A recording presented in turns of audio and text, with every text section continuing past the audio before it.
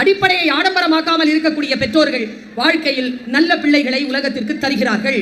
பெற்றோர்களுடைய மனநிலை சொல்லவா, நீங்கள் உங்கள் பிள்ளை நன்றாக இருக்க வேண்டும் என்று நினைக்கிறீர்கள், ஆனால் அவர்களை நன்றாக வளர்ப்பது எப்படி என்பதை புரியாமல் இருக்கிறீர்கள். பேரண்டிங் என்றது நான் சும்மாவா, நான் ரொம்ப நீட்டாக ஒரு விஷயத்த சொல்லிட்டு போகிறேன். எனக்கு மறைச்சு பேசலாம் தெரியாது, பயந்து பேசவும் தெரியாது. எது சத்தியம் தெரியுதோ அது சொல்லிடுவேன். நான் குழந்தைகளுக்கு பெற்றோர்கள் தரக்கூடிய 3 gift சொல்கிறேன். 3 gifts. நம்பர் 1, இது யார் மனசாவது புண்படுத்தினா மன்னிச்சிருங்க, ஆனால் குழந்தைகள் சார்பில் பெற்றோர்கள்கிட்ட கேட்டுக்கிறேன். அம்மா அப்பா சண்டை போடாமல் சேர்ந்துருங்க. இதெல்லாம் ஏன் வீட்டு பிள்ளைங்க இல்லை, இப்போ சத்தம் போட்டுச்சு. 2வது சொல்லவா, இந்த குழந்தைங்களுக்கு அது கஷ்டமாக இருக்கும், ஆனால் சொல்கிறேன் உண்மை தான். 2 பேரும் உயிரோடு இருங்க. உயிரோடு இருக்கணுங்க. அப்பா அம்மா உயிரோடு இருக்கணும். அபிஷேக்கு கேட்டு பாருங்க, அம்மா இல்லைன்னா என்ன வலின்னு. என்ன கேட்டு பாருங்க, அப்பா இல்லைன்னா என்ன வலின்னு. குழந்தைகளுக்கு அம்மா அப்பா உயிரோடு இருக்கணுங்க. அவங்க உணர்வு தளர்கின்ற வரைக்கும் அவர்கள் உயிரோடு இருக்க வேண்டும் என்று நான் பிரார்த்திக்கிறேன். குழந்தைகளுக்கு அதை விட பெரிய கிஃப்ட் வேற கொடுக்க முடியாதுங்க. 3வது கிஃப்ட் சொல்லவா, நாம கடன் வாங்காமல் நம் பிள்ளையை வளர்த்தெடுப்பது எவ்வளவு முக்கியம் தெரியுமா? இன்னொரு நுட்பமான ஒரு விஷயத்தை சொல்லிட்டு போறேன். எனக்கு தெரியாது அந்த மாதிரி பெற்றோர்கள் இருக்கிறாங்களான்னு தெரியாது. ஃபீஸே கட்ட முடியல, கஷ்டம். சார்கிட்ட நீங்கள் பேசுறீங்கன்னு வச்சுக்கோங்க, பர்சனலாக சொல்கிறேன், கட்ட முடியல அப்படின்னா கூட நீங்கள் சாரை பார்த்துட்டு போகிறது உங்கள் பிள்ளைக்கு தெரிய வேண்டாம். தனியாக கேட்டுட்டு போங்க. கஷ்டப்பட்டு ஃபீஸ் கட்டிட்டேன்பான்னு வேணா சொல்லுங்க. நாம் சில பொறுப்புகளை எடுத்துக்கொள்வதே இல்லை. குழந்தைகளுக்கு எது மனசை காயப்படுத்தும்ன்றதே நமக்கு தெரிய மாட்டேங்குது. குழந்தைகளிடத்தில் உட்கார்ந்து நாம் பேசுவதே இல்லை. இன்னொரு விஷயம் தெரியுமா, அதுங்க நம்ம கூட பேசுறது இல்லை. ஏன் பேசுறது இல்லை? நம்ம கூட இருக்கிற அந்த நேரங்கள்லாம் அதுங்க பேசுங்க, ஆனால் அதுங்க தனியாக இருக்கின்ற பொழுது ஒரு தீவாகவே அவர்கள் இருக்கிறார்கள். 2 வார்த்தையை சொல்லி கொடுத்துட்டு போறேன். ஒன்று கனெக்ட், இன்னொன்று கான்டாக்ட். நம்ம எல்லாருமே கான்டாக்ட்ல இருக்கிறோம். we are not connected with our kids. கனெக்டடா இருங்க. அந்த பிள்ளைக்கு எது வலிக்குது, எது கஷ்டப்படுத்துது, அது அடாலசன்ட் பீரியட்ல இருக்கு, அதுக்கு என்ன துயரம். நான் ஒரு வார்த்தையை சொல்றேன், பெற்றோர்களை இன்னைக்கு எழுதிருங்க. 40 45 வயசு, 30 35 வயசு, 50 55 வயசுல இருக்கிற பெற்றோர்களுக்கு இருக்கின்ற வலியை விட, துயரத்தை விட, வாழ்க்கை சிக்கல்களை விட மிக அதீதமான சிக்கல்கள் உடையது இந்த குழந்தைகளுடைய வாழ்க்கை. அதை நாம் புரிந்து கொள்ள வேண்டுமா இல்லையா? தாய் சொல்கிறாள், பிள்ளை கேட்க மறுக்கிறாள். தகப்பன் சொல்லுகிறான், மகன் கேட்க மறுக்கிறான். பெற்றோர் சொல்கிறார்கள், பிள்ளைகள் அதை ரொம்ப இன்சிஸ்ட் பண்ணி கெட்ட வார்த்தை சொல்லி டென்ஷன் ஆனாதான் சொல்ல முடியுதுன்னா என்ன காரணம்? நல்லா தெரிஞ்சுக்கோங்க. ஒரு வார்த்தை சொன்னா உடனே கற்பூரமாக பற்றிக் கொள்ளுகின்ற பிள்ளைகளை 11 வயதிலேயே உருவாக்கி விடுங்கள். அதற்கு பிறகு அந்த குழந்தைகளுக்கு நீங்கள் எதுவும் சொல்லித்தர முடியாது. 11 வயதிலேயே அந்த ஒழுக்கத்தை கொடுங்க. இன்னொரு விஷயம், இப்படி பிடிக்க சொன்னா இப்படி ஏன் பிடிக்கிற தெரியுமா? திமிரலையா? கிடையாதுங்க. இதை நிறைய பார்த்துட்டு இருந்தா சொன்னா புரியாது, மைண்ட் ஒரு இடத்துல நிற்காது. 34% மக்கள் ரீல்ஸ் பார்க்கும் பொழுது என்ன பார்க்கிறார்கள் என்பதே அவர்களுக்கு தெரிவதில்லை. மைண்ட் நம்மாயிட்டு இருக்கு. நம்மை இந்த தொழில்நுட்ப உலகம் வேறு உலகத்திற்கு அழைத்து சென்று கொண்டிருக்கிறது. நான் இப்படி சொல்கிறேன், இதை நான் எப்படி வேணாலும் பயன்படுத்தலாம்ல, எப்படி வேணாலும் பயன்படுத்தலாம். ஆனால் என் வெற்றிக்கு என்ன காரணம் தெரியுமா? இதை நான் பயன்படுத்துகிறேனே தவிர இது என்னை பயன்படுத்த நான் அனுமதிப்பதில்லை. நான் அனுமதிக்கிறது ஐ சே நோ. ஆனால் மைண்ட் ரொம்ப ஸ்ட்ரெஸ்ஃபுல்லாக இருக்கும் பொழுது கொஞ்சம் ரீல்ஸ் எல்லாம் பார்ப்பேன். நான் பார்த்த ரீல்ஸில் நேற்று பார்த்துட்டு காலையில் தான் பார்த்தேன், 20 நிமிஷம் சிரிச்சிட்டு இருந்தேன்.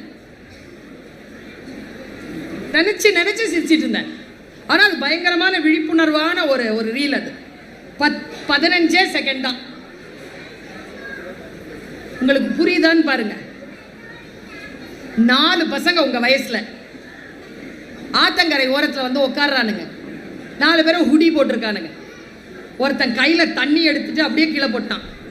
டேய் கை ரெண்டும் மறந்து போச்சுடான்னா. அவன் சொல்றதுக்குள்ளே இன்னொருத்த எடுத்து மூஞ்சில் வச்சுட்டான் தண்ணியை. அப்படி ஆயிட்டான். ஃப்ரீஸ் ஆகுதுடா, பேச்சே வரலடாங்கிறான்.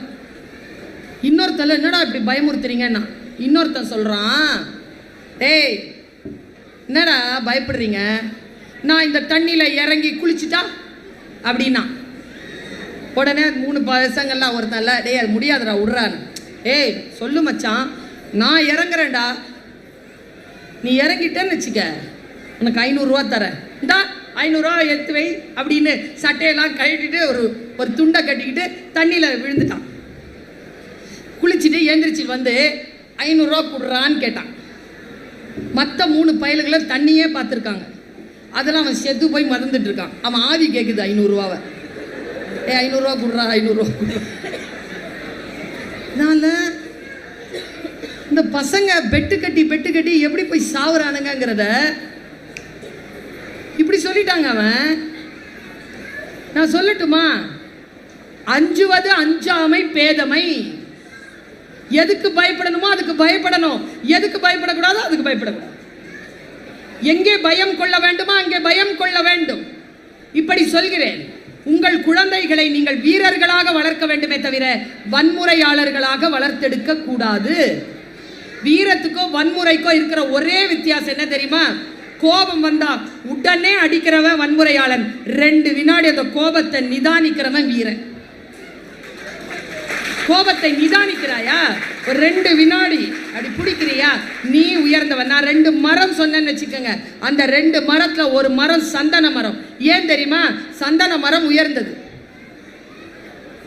மிக உயர்ந்தது. ஏன் உயர்ந்தது என்று கபீர் சொல்லுகிறான். ரொம்ப டெப்தான விஷயம், புரிஞ்சுக்கோங்க. எனக்கு புரிஞ்சிருச்சு, உங்களுக்கு புரிகிற வார்த்தையில சொல்றேன். எது உயர்ந்ததோ அதை தேடி தீமை வரும். சரியா பாஸ்டர்? எது உயர்ந்ததோ அதை தேடி தீமை தான் முதலில் வரும், நன்மையானது வராது. ரொம்ப உயர்ந்த விஷயம்னு வச்சுக்கோங்க, உடனே தீமையானவர்கள் அது பக்கத்தில் வருவாங்க. அப்படி சந்தனத்து மரத்தை தேடி வருவது விஷப்பாம்பு. சுத்திட்டு இருக்க விஷப்பாம்பு சந்தன மரத்தை. ஆனாலும் சந்தனம் உயர்ந்தது. ஏன் தெரியுமா? உங்களுக்கு புரிய வேண்டுமே என்று நான் பிரார்த்தித்து சொல்லுகிறேன். தன்னை சுற்றி கொண்டிருக்கும் விஷப்பாம்புகளின் விஷத்தினால் சந்தன மரம் பாதிப்படைவதில்லை. உன்னை தேடி விஷம் வரும். உன்னை குடிக்க வைக்கவோ போதைப் பொருளுக்கு உட்படுத்தவோ உன்னை தவறான நிலைக்கு இழுத்து செல்லவோ ஆட்கள் வருவார்கள். உனக்கு கூட தான் இருப்பாங்க, நண்பர்கள் என்ற பெயர்ல இருப்பாங்க. அவர்களால் நீ பாதிக்கப்படவில்லை என்றால் நீ சந்தன மரம், இல்லை என்றால் நீ சந்தன மரம் இல்லை. சந்தன மரமாக இரு, தீமைகளால் பாதிப்படையாதே. இன்னொரு மரத்தை சொல்றேன், எங்க அம்மா சொன்ன மரம். அது ஒருத்தனுக்கு ரொம்ப பசிச்சுதான், நட்ட நடு காட்டில் ஒரு மர நிழல்ல நிற்கிறான். பசிச்ச உடனே சூடா பிரியாணி வந்துருச்சு. ஹை, பிரியாணி சாப்பிட்டுட்டு இருக்கும்போது தாகம் தண்ணி வந்துருச்சு. ரொம்ப களைப்பா இருக்குதே, ஒரு ஸ்வீட் ஏதாவது இருந்தா நல்லா இருக்குமே, ஸ்வீட் வந்துருச்சு. கொஞ்சம் கால் நீட்டி படுத்தா நல்லா இருக்குமே, பெட் வந்துருச்சு. கால் கையெல்லாம் வலிக்குதே, தேவதைகள் வந்துட்டாங்க. காலை பிடிச்சிக்கிட்டே தூங்குறான். பாவி பையன் தூங்கிட்டான். முழிச்சு பார்க்குறான், நட்ட நடு காட்டில் பப்பரப்பான் படுத்திருக்கான். ஐயோயோ, நட்ட நடு காடு. நாய் நரி வந்துருச்சுன்னா நாய் நரி வந்துருச்சு, பேய் பிசாஸ் வந்துருச்சுன்னா பேய் பிசாஸ் வந்துருச்சு. ஐயோயோ என்னை சாப்பிட்டுருச்சு. கதை முடிஞ்சது. நான் அப்படியே பார்த்துருக்கேன் அம்மா மாட்டேன். என்ன அம்மான்னு முடிஞ்சது கதைன்னாங்க. செத்துட்டானான்னு கேட்டேன். செத்துட்டான். அந்த மரத்தில் நின்னா எல்லாம் நடக்குமா? ஆமா, அவன் நின்றுட்டு இருந்தது கற்பக மரம். எது நினைத்தாலும் அது தரும். நீ நல்லது நினைக்கிறியா, நல்லது தரோம், கெட்டது நினைக்கிறியா, கெட்டது தரோம். அம்மம்மாட்ட கேட்டேன், எனக்கு அந்த மரத்தை காட்டு, நான் அந்த மரத்துக்கிட்ட போகணும். எங்கள் அம்மம்மா சொன்னா, அந்த மரம் எங்கே இருக்குன்னு எனக்கு தெரியாது, ஆனால் ஒன்று தெரியும், கடவுள் மனிதனை படைக்கின்ற பொழுது அந்த மரத்தை தான் மனதாக படைத்து அனுப்புகிறான். உன் மனதில் நீ எதை நினைக்கிறாயோ அது உனக்கு தரும். அந்த மனதை நீ தூய்மையாக வைத்திருக்கிறாயா? சார் சூப்பராக சொன்னார். கேக் சாப்பிட்றதை பற்றி சொன்னார். ஏங்க 45 வயசு முடிஞ்சதுங்க எனக்கு. இந்த வயசில் எங்கள் அம்மா சொன்ன வார்த்தை, மேக்கப்லாம் போட்டுக்கிட்டு கிளம்புறேன். Terror lady Faizunnisa Shahjamal. பாப்பா கிளம்பிட்டியா? நான் ஆமாம்மா. ஷூட்டிங்கா? மீட்டிங். மேக்கப்லாம் போட்டு, மேக்கப்லாம் ஒன்றும் இல்லைம்மா, மை வச்சிருக்கேன், லிப்ஸ்டிக் போட்டேன், அழகா இருக்க, ஓ இரு அப்படின்னா அப்படியே நின்ன. சொல்கிறாங்க, உன் முன்னால் கேமரா இருக்கும், மக்கள் கண்கள் உன்னை பார்க்கும் என்பதற்காக முகத்தை அழகாக்கி கொண்டு அழகான ஆடை அணிந்து கொண்டு போகிறாயே, உன்னை பர்மனெண்ட்டாக ஒரு கேமரா பார்த்துக்கிட்டு இருக்கு, அதுக்கு முன்னாலேயும் அழகாயிரு. பர்மனெண்ட்டாக பார்த்துட்டு இருக்கிற கேமரா கடவுள், அதுக்கு முன்னால் அழகாக இருக்கணும்ல. கேமரா முன்னாலனோட நீ ஆன்றீங்க, ஃபில்டர்லாம் போட்டுக்கிறீங்க, ஸ்னாப்ஷாட்லாம் போட்டுக்கிறீங்க. ஏதோ ஒரு கேமராக்கு முன்னால நம்ம அழகா இருக்கிறோம்னு நினைக்கிறோம். வாழ்க்கை முழுக்க நமக்கு பார்த்துட்டு இருக்கதே ஒரு கேமரா. எங்க அம்மாட்ட ஒரு டவுட் கேட்டேன் மேடம். நான் அம்மா அப்பா எப்பொழுதுமே டவுட் கிளியர் பண்ணணும். குழந்தைகள் டவுட் கேட்டால் கிளியர் பண்ணுங்க. எங்கள் அம்மாட்ட ஒரு டவுட்டு கேட்டேன், இயேசு கிறிஸ்து கீழே இறங்கி வருவார்? ஆமாம் வருவார். 40 வருஷம் ஆட்சி செய்வார், அதுக்கப்புறம் உலகம் அழிஞ்சிரும்னாங்க. நான் ஒன்று கேட்டேன், அவர் எங்கேயாவது போய் சவுத் ஆப்பிரிக்கா அந்த மாதிரி, மொராக்கோ அந்த மாதிரி, ரஷ்யா ஜப்பான் இறங்கிட்டாருன்னா எனக்கு எப்படிம்மா தெரியும்னு கேட்டேன். அவர் வந்துட்டாருன்னு எப்படி தெரியும்னு கேட்டேன். அம்மா சொன்னாங்க, ஏய் அவங்க வானத்துலேருந்து தான் வருவாங்க, இன்றைக்கி தான் சோஷியல் மீடியா இருக்குதே, ஆண்டவருக்கு தெரியாதா சோஷியல் மீடியா இருக்கிற காலத்தில் தான் இறங்குவாருன்னு? அதனால தான் இந்த சோஷியல் மீடியா காலத்தை ஏற்படுத்தி இருக்கிறார், இந்த காலத்தில் அவர் வருவார்னு சொன்னாங்க அம்மா. எல்லாரும் பார்ப்போமா, சேட்டலைட்டில் பார்ப்போமா அவங்கள? எங்கள் அம்மா ஒரு நம்பிக்கை கொடுத்தாங்களா. அடுத்ததாக ஒரு கேள்வி கேட்டேன், உங்களை மாதிரி எங்களுக்கு சமாதிகள் கிடையாது, இருக்கக்கூடாது, புதைச்சிட்டாங்கன்னா புதைச்சிட்டாங்க, அதுக்கு மேலே இன்னொருத்தங்களை போட்டு புதைச்சிருவாங்க. எனக்கு ஜாலி ஆயிடுச்சு மூடு. ஏன்னா கடைசி காலத்தில் இறைவன் எழுப்ப வைத்து, நீ என்ன பாவம் செய்தாய்னா விரல்லாம் பேசும், கண்ணெல்லாம் பேசும், மூக்கெல்லாம் பேசும், வாயெல்லாம் பேசும், அதான் எல்லாமே அழிஞ்சு போச்சே, எல்லாம் கலந்து போச்சே. இல்லை கடவுளுக்கு முன்னால் நம்ம தப்பிச்சிக்கலாம், பிட்டடிச்சு தப்பிக்கிற மாதிரி தப்பிச்சிக்கலான்னு பார்த்தா எங்கள் அம்மா கிட்ட இந்த வார்த்தை சொன்னேங்க. எங்கள் அம்மா எப்படி நம்பிக்கை விதைச்சாங்க பாருங்க எனக்கு. நான் கேட்கும்போது 8ஆம் கிளாஸ் படிச்சுட்டு இருக்கேன். அப்போ தான் எங்கள் மாமா கல்யாணம் நடந்துருந்துச்சு. அந்த விசிடியா முதல்லலாம் இருக்கும்ல விசிடி, அது எடுத்துகிட்டு வந்து போடுனாங்க. எடுத்துகிட்டு வந்து போட்டேன். பாரு அதை, மாமா கல்யாணத்தை போடு அப்படின்னாங்க.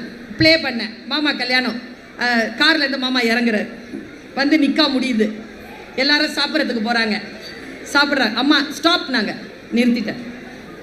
ரீவைன்னாங்க, மறுபடியும் மாமா வெளியில் போய் கார்கிட்ட நின்றுட்டார். ப்ளேன்னாங்க, மறுபடியும் வந்தார்.